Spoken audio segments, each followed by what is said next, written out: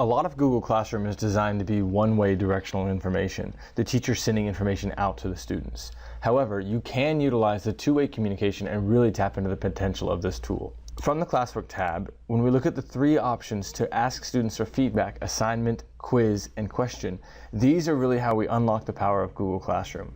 I'll start with question really briefly. The idea of question is to ask your students a single formative assessment question on the way out the door. Here I've got an example essay question students can respond to. I love that Google gives me an option here for students to reply to each other. The nice thing about this is students will not see each other's responses until they submit an answer themselves first. The option for students to edit their answers is also nice if I wanted them to come back and possibly change their answer the next few days after a group discussion. If we wanted to switch this from a short answer to a multiple choice question, it's really nice. You scroll down and the options start showing up right away. You just start typing them in and they populate.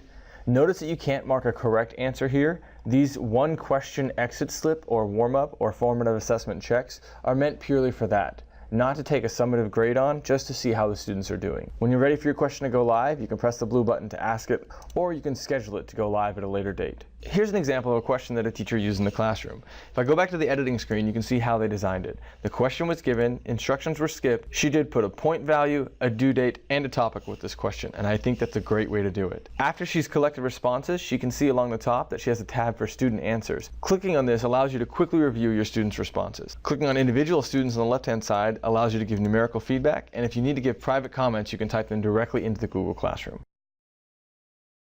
When creating an assignment, you have a few additional options.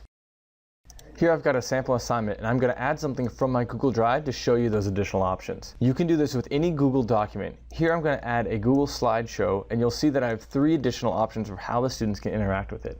Depending on how I want my students to achieve the learning objective, depends on which one of these I'm going to select. The first option, students can view the file, is going to be chosen when I want the students just to be able to reference the attachment by itself. The second option, students can edit the file, means that all students will be editing the same file at one time. This does have some great opportunities for learning in the classroom, and I'll show you an example in just a second.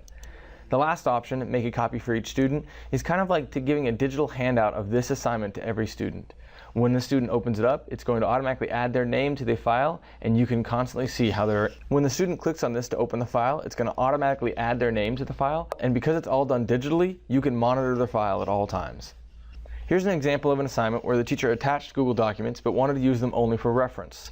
If I go to the editing screen, I can see that this teacher attached them, but she selected students can view the files. These are 3 things she wanted her students to refer to as they were working on the assignment.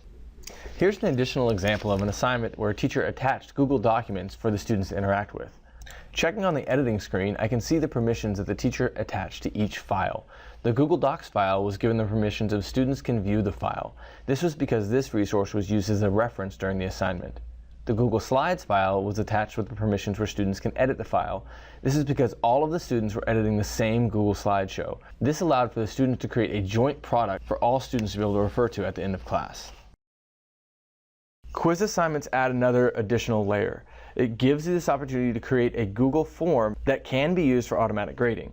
The tricky thing is you have to set up the Google form first. I'll show you an example in just a second, but just know that I could offer an entire training on just designing Google Forms. It's one of my favorite tools out there, and I'm going to give you an opportunity to learn this if you would like. The last example I want to show is a quiz assessment. If I go back to the editing screen, I can see how this teacher set it up. The instructions are listed, the Google form was created. When I click on the Google form, I can see that this teacher has already pre-created a 5-point quiz that'll give the students feedback when they submit it.